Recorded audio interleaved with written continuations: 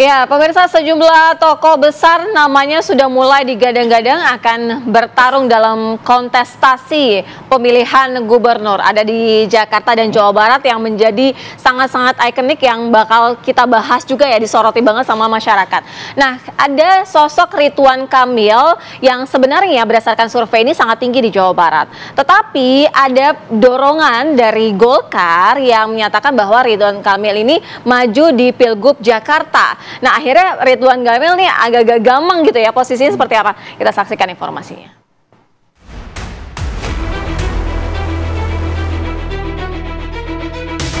Sejumlah tokoh besar kini tengah berancang-ancang untuk maju dalam pemilihan Gubernur Jawa Barat 2024. Mereka berebut simpati masyarakat demi ambisi merebut titel orang nomor 1 di provinsi dengan jumlah penduduk terbesar di Indonesia. Nama Ridwan Kamil masih berada di puncak dalam Pilgub Jabar. Meski pria yang akrab disapa Kang Emil ini juga menjadikan skuad masuk bursa Pilgub Jakarta. Ya, Ketua Umum Partai Golkar, Airlangga Hartarto mengatakan keputusan soal status Ridwan Kamil dalam pencalonan Pilkada 2024 masih terus dipantau. Golkar mengakui bahwa elektabilitas Ridwan Kamil merosot setelah kemunculan nama Anies dan Ahok yang digadang-gadang akan kembali terjun di Pilkada Jakarta. Berangkat dari itu, Golkar akhirnya perlu waktu lebih lama untuk memutuskan pengusungan Ridwan Kamil di Jakarta atau Jawa Barat.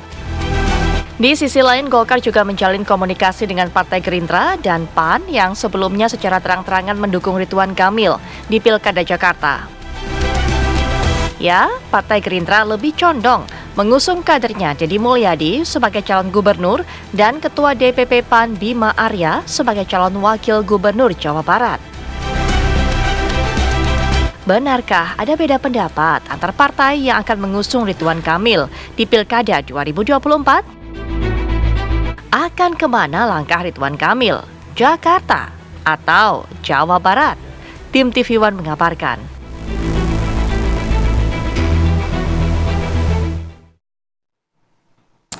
Baik, untuk membahas mengenai hal ini, mengenai apa yang kemudian menjadi dasar Gerindra juga menyodorkan nama Ridwan Kamil untuk maju di Jakarta, kenapa tidak di Jawa Barat, bagaimana pertimbangan Golkar, kita akan bahas pada pagi hari ini dengan sejumlah narasumber sudah hadir di studio. Ada Bang Riza Patria, selaku politikus Partai Gerindra. Selamat pagi, Bang Riza. Pagi, Assalamualaikum. Di sebelahnya yang tidak asing lagi ada Mas Adi Prayitno selaku analis politik. Selamat pagi. Selamat pagi, Mas Adi. Selamat pagi. Waalaikumsalam warahmatullahi wabarakatuh. Lalu juga ada Bang Ahmad Doli Kurnia sebagai Wakil Ketua Umum dari Partai Golkar sudah hadir melalui sambungan Zoom. Selamat pagi, Assalamualaikum Bang Doli. Assalamualaikum Bang Doli.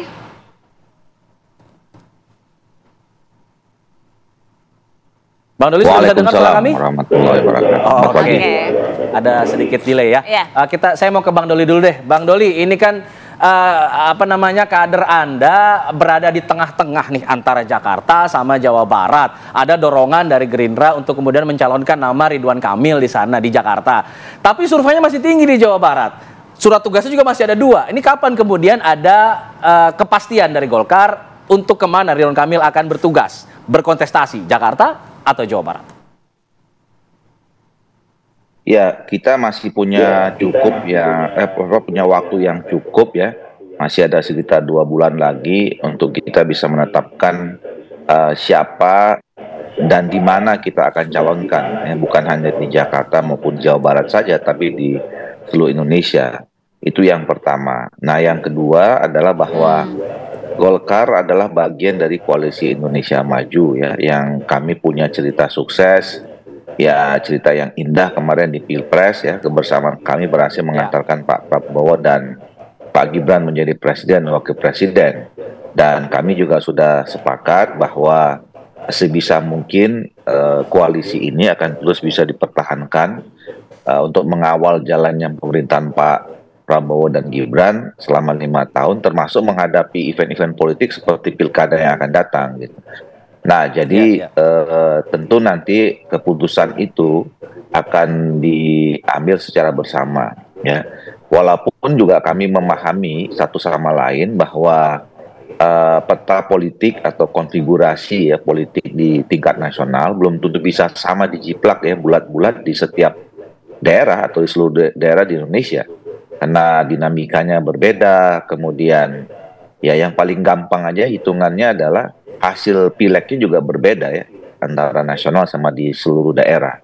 Ya. Nah itu yang pertama. Yang kedua, tentu juga masing-masing partai politik punya kalkulasi sendiri ya, termasuk Partai Golkar.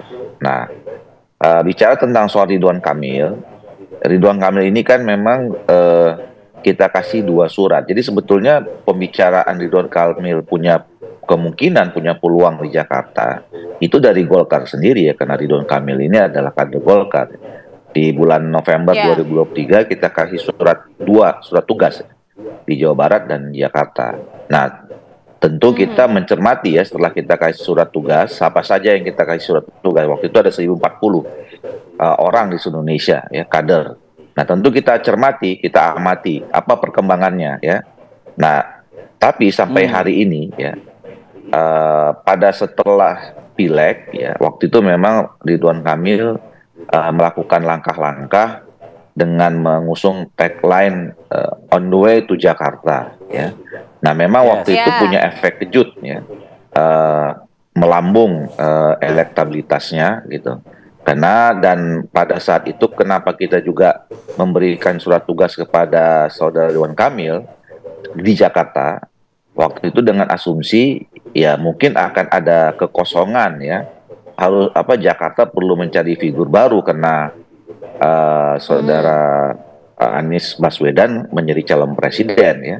Kita tidak menyangka apakah Pak Anies waktu itu setelah jadi calon presiden mau turun kelas menjadi calon gubernur kembali kan? Balik lagi. Nah makanya kita memberikan kesempatan kepada Ridwan Kamil yang sudah cukup sukses di Jawa Barat ya, mungkin perlu dicoba kesuksesan di Jawa Barat itu dibawa ke Jakarta gitu. Nah, jadi waktu itu elektabilitasnya cukup bagus. Bang Doli, artinya ketika ada waktu itu ya slogan gitu ya ataupun tagline bahwa OTW Jakarta Ridwan Kamil, nah daya kejutnya tadi lumayan tinggi. Nah ketika sekarang itu, ketika Anies digadang-gadang akan maju dalam Pilgub Jakarta, artinya benar berdasarkan internal Golkar melihat bahwa elektabilitas Anies ini jauh lebih tinggi dari Ridwan Kamil, sehingga Golkar juga belum memutuskan bahwa secara bulat RK ini akan maju di Jakarta. Iya, begitu nama Pak Anies Baswedan muncul ya, disebut-sebut kembali lagi menjadi calon gubernur, kemudian juga ada yang menyebutkan ya teman-teman PDIP nama Basuki Cahayapurnama. Nah situasinya jadi lain, jadi berbeda ya pada saat ketika Ridwan Kamil waktu itu disebut-sebut sendiri gitu. Nah akhirnya kan kita bandingkan karena memang surat tugasnya kita kasih 2, Jawa Barat dan Jakarta. Nah ternyata per hari ini ya kami menyimpulkan idealnya Ridwan Kamil itu lebih baik di Jawa Barat ya, karena kalau kita lihat dari hasil survei approval ratingnya ini sangat spektakuler ya Ridwan Kamil di Jawa Barat. Nah kalau kita bicara approval ratingnya di Jakarta ya pasti tidak ada, karena kan memang belum pernah ya Ridwan Kamil pastilah kalah dengan Anies Baswedan gitu. Nah elektabilitasnya juga begitu, di Jawa Barat Ridwan Kamil ini melambung sendiri jauh di antara nama-nama yang lain ya. Nah itu artinya apa? Bahwa ya sesungguhnya masyarakat Jawa Barat itu masih sangat menginginkan ya Ridwan Kamil untuk melanjutkan 1 periode lagi, karena dianggap cukup berhasil, cukup sukses memimpin Jawa Barat selama 5 tahun. Jadi masyarakat Jawa Barat itu mengharapkan ya mungkin ada program-program yang masih belum tuntas, ada program-program pembangunan yang memang harus diselesaikan, yang dibandingkan dengan Jakarta yang sampai sekarang ya masih belantara ya buat Ridwan Kamil. buat Ridwan Kamil. Iya, masih abu-abu buat Ridwan Kamil kalau di Jakarta. Baik, pertimbangannya kita sudah dapat nih. Kira-kira Golkar lebih condongnya sekarang masih di Jawa Barat untuk Ridwan Kamil. Tapi Golkar ini kan bagian dari Koalisi Indonesia Maju, di mana di dalam situ ada Gerindra. Gerindra yang juga sudah mendorong nama Ridwan Kamil ke Jakarta karena katanya Gerindra ada kepentingan untuk mengajukan nama Deddy Mulyadi dan Bima Arya untuk bergabung di sana di Jawa Barat. Nah, ini apakah memang seperti itu menjadi pertimbangan dari Gerindra agar kemudian Jawa Barat dipegang sama Gerindra, kader Gerindra, sehingga kemudian RK didorong ke Jakarta? Nanti dijawab usai jeda ya, Bang Riza ya. Kita kembali saat lagi, tapi sini apa kabar Indonesia Pagi?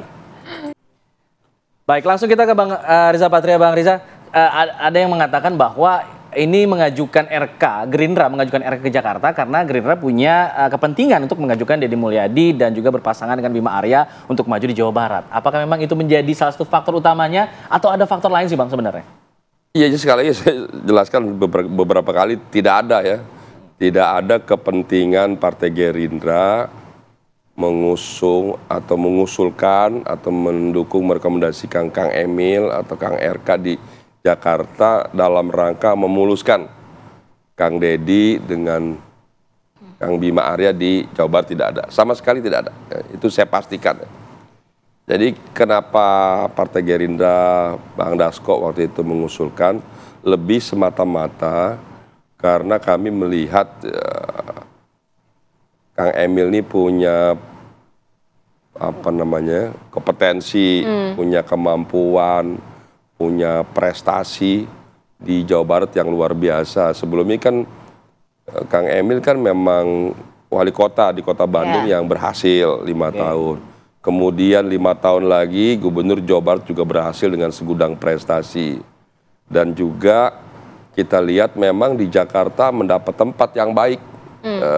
Kang Emil ya. Meskipun belum yang top sekalipun belum di atas ya. Yang tertinggi. Buat kami Kang Emil punya peluang dan kami meyakini bisa menang di Jakarta. Kalau kita melihat hasil survei juga Kang Emil di awal udah luar biasa. Kalau kita belajar dari pilkada-pilkada sebelumnya di Jakarta, dulu juga begitu. Waktu baru awal masuk kan Mas Sandi kan rendah. Bahkan dulu Pak Jokowi juga mungkin lebih rendah lagi dulu. Waktu masuk Jakarta ya. Tapi kan bisa mengalahkan incumbent. Kalau kita ingat 10 tahun yang lalu dulu Pak Pojibowo itu hampir semua lembaga survei yang menyatakan bahwa Pojibowo yang akan menang. Tapi kan kalau itu hitungan resiko lebih kecil resiko di Jawa Barat Bang. Bukan, ini kan bicara dulu hasil survei nih. Jadi kalau melihat hasil survei dulu itu yang kecil-kecil aja bisa menang. Apalagi RK. Pak Jokowi seperti Pak Anies. Apalagi begini, RK nih. Tapi kan gini Bang, ketika sudah ya ada RK itu kan sosoknya di Jawa Barat itu kan, jadi kan gini kan ketika parpol mengusung nama kan nggak pengen juga cuma jadi calon gitu kan, calon jadi gitu. Nah ketika di Jawa Barat sosok RK itu sudah sangat mumpuni, sudah dikenal, sudah elektabilitasnya tinggi, surveinya tinggi, kenapa jadi gambling ke Jakarta gitu loh maksudnya Bang? Ini kan bukan gambling ke Jakarta, ini kan ada hitungan dan kalkulasi ya. Ya semua partai punya hitungan-hitungan. Kami juga punya. Memang betul kita harus jujur bahwa Kang Emil di Jawa Barat peluangnya lebih besar, itu betul. Kita tidak bisa pungkiri. Kenapa? Ya karena di wali kota 5 tahun, gubernur 5 tahun. Ya mohon maaf juga orang Jawa Barat dan faktor apa itu wajar kalau Kang Emil unggul di Jawa Barat dibandingkan Jakarta. Tapi kami melihat bila Kang Emil yang kami rekomendasikan usul ke Jakarta, kami melihat Kang Emil bisa menang, gitu loh. Kenapa demikian? Tadi punya prestasi, dulu Mas Anies kan bukan gubernur di Jakarta, bisa menang. Terus Pak Jokowi bukan gubernur di Jakarta, atau di daerah lain, atau di Jawa Tengah umpamanya. Maaf, waktu itu kan wali kota. Pak Jokowi ternyata bisa menang di Jakarta. Bahkan artinya ada faktor-faktor apa nih Bang yang melihat Gerindra melihat bahwa nggak ada faktor apa, kami cuma lihat menang begitu di Jakarta. Kita cuma melihat kita mencari satu sosok figur yang kita lihat yang ada dalam keluarga besar Koalisi Indonesia Maju umpamanya, di antaranya kami melihat Kang Emil yang punya peluang prestasi, kemampuan, dan kami meyakini bisa menang. Dan Kang Emil kan bukan tipe-tipe sosok figur yang bisa apa istilah saya, kontroversi enggak lah. Dia kan baik, sejuk, bijak ya, visioner, apalagi dia juga engineer. Di Jakarta ini butuh ya, selain pemimpin yang visioner, pemimpin yang mampu mengeksekusi kerja-kerja teknis begitu. Karena di Jakarta ini semua diurus, istilah saya itu orang baru lahir sampai orang mati semua diurus oleh gubernur lah kira-kira, wakil gubernur dan jajarannya gitu. Jadi kami optimis kalau kami Gerindra merekomendasikan Kang Emil, kami punya keyakinan Kang Emil punya peluang untuk menang, sekalipun kami kan tidak bermaksud mendahului Partai Golkar, tapi Partai Golkar juga sudah merekomendasikan di 2 tempat memang, Jawa Barat dan Jakarta. Itu artinya Golkar artinya juga melihat bahwa Jakarta merupakan tempat juga yang baik bagi Kang Emil. Maka kenapa termasuk diberi tugas di Jakarta. Nah, kami menyambut ini. Oh, betul ini. Kang Emil memang punya peluang, punya kesempatan dan bisa menang. Oke, Mas Adi, kalau kita lihat tadi yang dikatakan Bang Riza, Golkar juga sebenarnya udah ngasih 2 surat tugas, kita nyambut aja gitu. Sebenarnya ini memang ada karena ada ketidaksolidan di internal Golkar, ada kegambangan juga di internal Golkar untuk mengajukan kedua tempat. Apa sebenarnya yang Anda bisa baca dari nuansa kebatinan Golkar dan nuansa kebatinannya si Ridwan Kamil juga? Ya saya kira ada 2 hal. Pertama, setiap partai itu sebenarnya punya independensi untuk memutuskan di mana kadernya bisa bertanding atau tidak. Dalam konteks itulah sebenarnya kalau kita menggunakan independensi Golkar yang per hari ini misalnya sebut saja ada kecenderungan Ridwan Kamil lebih maju di Jawa, mestinya partai-partai di Kim yang lain lebih mengikuti Golkar, kan gitu jalan ceritanya. Atau misalnya ketika Gerindra ingin memajukan kader terbaiknya di tempat lain, di Jakarta, di Jawa Barat, ataupun di Banten misalnya, yang terdekat itu, bahwa partai-partai lain juga harus menghormati itu. Cuman kan problemnya, ini 4 partai yang tergabung dalam Kim, sudah mendeklar sebagai partai politik yang sekubu, iman politiknya sama, sehingga segala apapun yang keluar atas nama Kim itu dinegosiasikan. Disitulah kemudian yang saya lihat betapa tarikan nafas antara Golkar, antara Ridwan Kamil, Gerindra, dan partai-partai yang ada di Kim per hari ini itu tidak satu nafas. Gerindra lebih ke RK, kemudian misalnya PAN juga lebih ke RK, di situ ada Projo juga mendukung, dan sepertinya Partai Demokrat juga ada kecenderungan ingin menjelaskan bahwa RK di Jakarta. Yang ingin saya katakan adalah, inilah repotnya membangun satu koalisi seakan-akan Pilpres itu di koalisi semua pilkada juga harus sama. Sementara kader-kader di bawah itu punya portofolio yang berbeda, kepentingan berbeda, interest berbeda, kekuatan-kekuatan politik yang berbeda. Kalau saya sih sebenarnya membayangkan 4 partai yang ada di Kim ini sebaiknya memang mengeluarkan kader-kader terbaik mereka di setiap wilayah dan setiap provinsi. Di Jakarta munculkan juga nama Gerindra, nama kader PAN, dan juga kader dari Partai Demokrat. Nanti diukur kira-kira di antara 4 kader partai ini siapa yang paling kuat. Nah, disitulah kemudian pasangkan. Yang ukur dari Kim? Dari Kim semua, di Jakarta. Ini siapa aja? Konvensi gitu berarti? Semacam beauty contest di internal partai. Jadi munculkan dulu kader-kader internal 4 partai ini, pilihlah kira-kira yang paling diterima oleh 4 partai yang kemungkinannya akan menang. Begitupun di wilayah yang lain. Kalau ini dengan asumsi bahwa Kim itu harus solid. Oleh karena itu, saya dari dulu mengatakan, kalau dalam konteks Jakarta, saya sebenarnya berharap PAN itu juga nyebut nama dong. Dari dulu misalnya nyebut ada Zita Anjani, ada Eko Patria, kok belakangan nggak disebut. Ini nama populer loh, malang melintang di Jakarta. Kenapa harus Ridwan Kamil? Atau misalnya ada Bang Riza Patria, mantan wakil gubernur, ketua DPD Gerindra Jakarta, yang saya kira pengalaman politiknya luar biasa. Ataupun Partai Demokrat, dulu ada Mpok Sylvia yang berpasangan. Itu munculkan aja dulu, at the end of the day-nya misalnya soal siapa yang akan diusulkan, itu hal lain. Nah, ini yang saya kira bahwa kalau kita membaca Kim ini solid dengan catatan setiap kader internal partai mestinya dimunculkan dulu. Tapi kan kita juga paham bahwa persoalan siapa yang maju dan tidak di sebuah provinsi ini kan domain elit, ketum-ketum partai. Yang lain sudahlah sami nawato, nah berbaris saja. Jalan ceritanya di situ. Tapi Mas Adi kalau melihatnya untuk sosok RK sendiri, kira-kira kansnya dia di Jakarta seperti apa? Kalau di Jawa Barat kan kita sudah bisa melihat ya kansnya dia di Jawa Barat. Kalau saya membaca statementnya Golkar, sebenarnya jauh lebih confident di Jawa Barat. Tentu argumen-argumennya banyak, portofolio demografi, kemudian basis pemilih termasuk survei.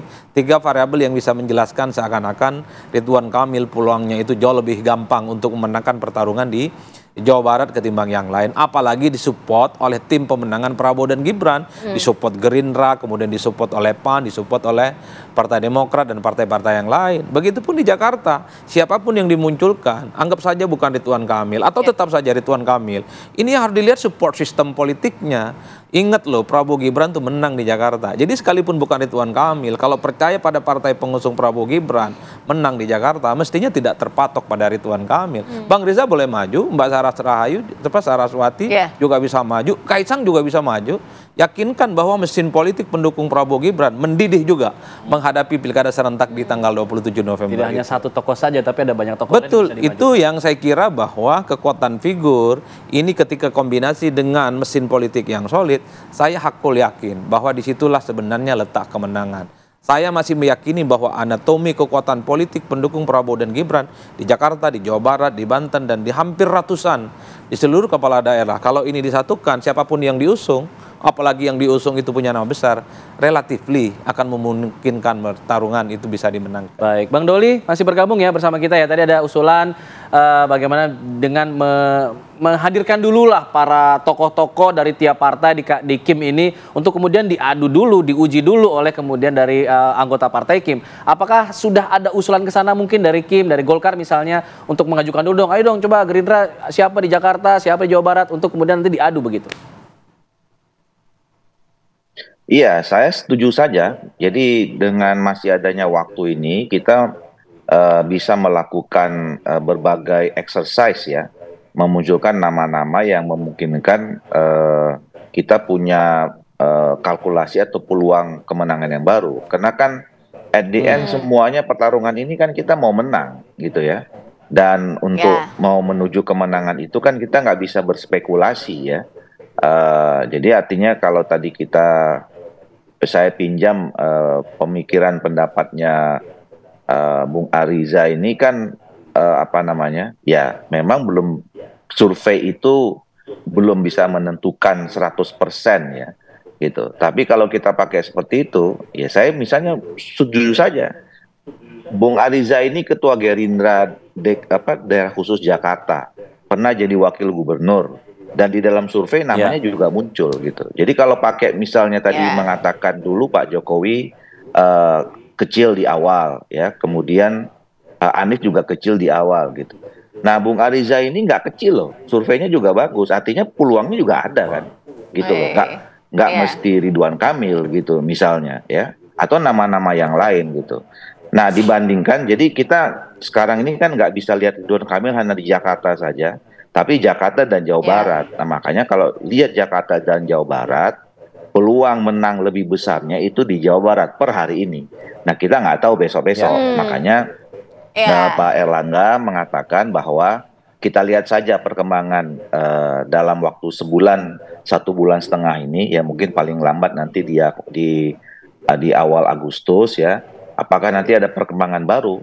Nah kita cermati nanti surveinya seperti apa. Kan kami juga buat survei, teman-teman Gerindra juga buat survei, teman-teman yang lain juga. Tapi saya setuju tadi, ya dibuka aja peluang dulu, mana yang lebih besar. Nanti kita buat simulasi kan gitu, buat simulasi mana yang paling mungkin untuk kita usung nanti pada akhirnya.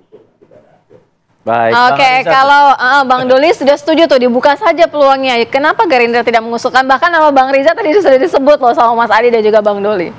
Ya kan begini, bukan nggak disebut. Kami di internal juga mengusulkan beberapa nama. Ada 4 nama, mulai dari DPD, ada Mas Budi, Mbak Sarah, ada Barani, ada saya.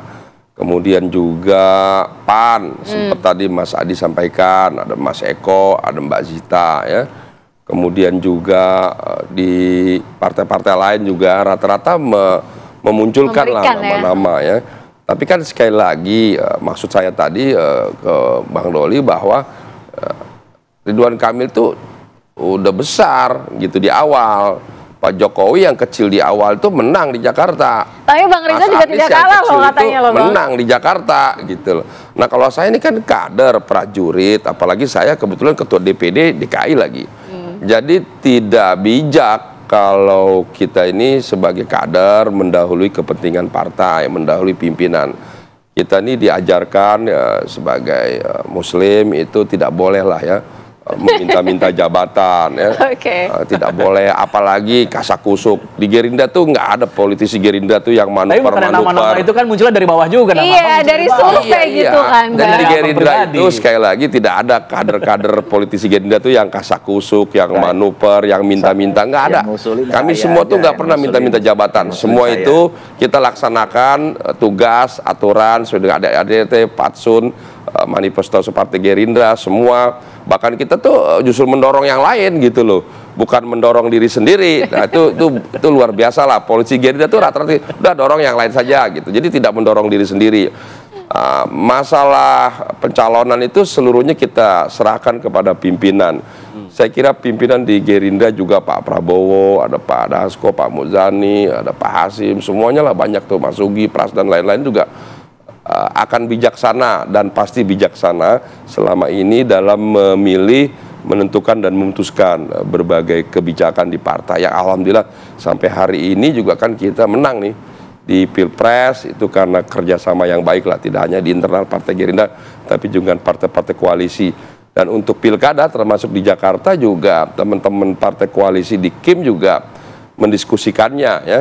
Kami menghormati Partai Golkar sebagai partai yang senior, partai besar, mempertimbangkan banyak aspek ya, termasuk tadi hasil survei, ya kami hormati itu ya. Ya betul, memang kalau di Jawa Barat jelas pasti Kang Emil lebih unggul dibandingkan Jakarta. Tapi maksud saya tidak berarti di Jakarta tidak menang gitu. Maksud saya begitu, karena dulu Pak Jokowi dan Pak Anies saja dari yang kecil bisa menang, apalagi Kang Emil mulanya udah besar gitu ya. Kira-kira begitu. Tapi sekali lagi Mas kita hormati keputusan apapun nanti yang diambil oleh teman-teman partai di koalisi. Iya, Mas Adi ditahan dulu ya, jangan dikomentari dulu. Kita akan segera kembali saja deh. Baik, kita lanjutkan dialog saya ke Mas Adi. Mas Adi, melihatnya tadi sudah disampaikan dari Bang Riza, kemudian Bang Doli, sebenarnya setuju-setuju saja dan sudah sempat juga diungkapkan begitu beberapa nama. Tapi memang dinyatakan kalau dari Gerindra sendiri melihat sosok Ridwan Kamil ini memang layak gitu untuk bertarung di Jakarta. Ya sebenarnya kalau mau jujur secara alamiah semua orang itu ingin maju sebagai calon gubernur Jakarta. Jadi eksposurnya jauh lebih luar biasa dibandingkan dengan yang lain. Apapun judulnya, Jakarta ini kan epicentrum peradaban, segala peradaban, peradaban ekonomi, peradaban politik, peradaban, semuanya ada di Jakarta. Jadi batuk aja itu bisa viral kalau di Jakarta. Apalagi bikin sesuatu yang sifatnya monumental. Oleh karena itu, dalam konteks inilah sebenarnya Ridwan Kamil, Heru, atau Bang Riza, Ahok, kemudian Anies Baswedan pasti ingin jadi gubernur Jakarta. Tapi at the end of the day-nya, kalau kalkulasi politiknya nggak rasional, saya kira siapapun yang ingin bertanding itu, apalagi ada opsi lain maju di tempat yang lain, saya kira pasti juga akan diurungkan niatnya. Betul bahwa Jokowi dari Solo nggak dikenal orang tiba-tiba menang di Jakarta, karena dulu nggak ada tawaran maju di Jawa Tengah misalnya. Kalau ada tawaran di Jawa Tengah dan kemungkinan relatif lebih terbuka menang di situ, mungkin ke Jakarta nggak terlampau berani. Lawan Foke yang petahana disupport oleh partai penguasa saat itu, sehingga opsi-opsi kemungkinan di Jawa Tengah akan lebih menguat ketimbang di Jakarta. Dalam konteks itulah sepertinya memang dulu ketika dipersepsikan Anies nggak akan maju ke Jakarta, Ahok nggak muncul lagi namanya, atau nama-nama lain yang besar dikaitkan dengan Pilkada Jakarta itu tidak muncul, Anies memang jadi satu-satunya orang yang kemudian jadi pusat perhatian, the one and only. Kalau Ridwan Kamil yang maju, tak ada Anies, tak ada Ahok, dan tak ada yang lain, kemungkinan akan menang. Tapi pasca Pilpres, konstelasi politik berubah secara total. Tiba-tiba Anies maju lagi, tiba-tiba PDIP memunculkan nama Ahok, iya kan? Ini yang sepertinya konstelasi yang dulu agak landai dikuasai oleh Ridwan Kamil secara perlahan berubah. Jadi basis-basis loyalis Anies, Ahok ini sedang bermunculan di mana-mana dan semakin mengeras. Jadi kalkulasi semacam inilah sepertinya yang dihitung betul oleh Golkar. Kok rasa-rasanya kalaupun toh Ridwan Kamil dapat rekom untuk maju di Jakarta juga, jika dihadap-hadapkan dengan Anies dengan yang lain, agak sulit untuk memenangkan pertarungan. Oleh karenanya diesklus kembali ke Jawa Barat. Kayaknya lebih realistis di Jawa Barat deh. Kalau Jakarta, marilah runding yang lain, kan kira-kira begitu.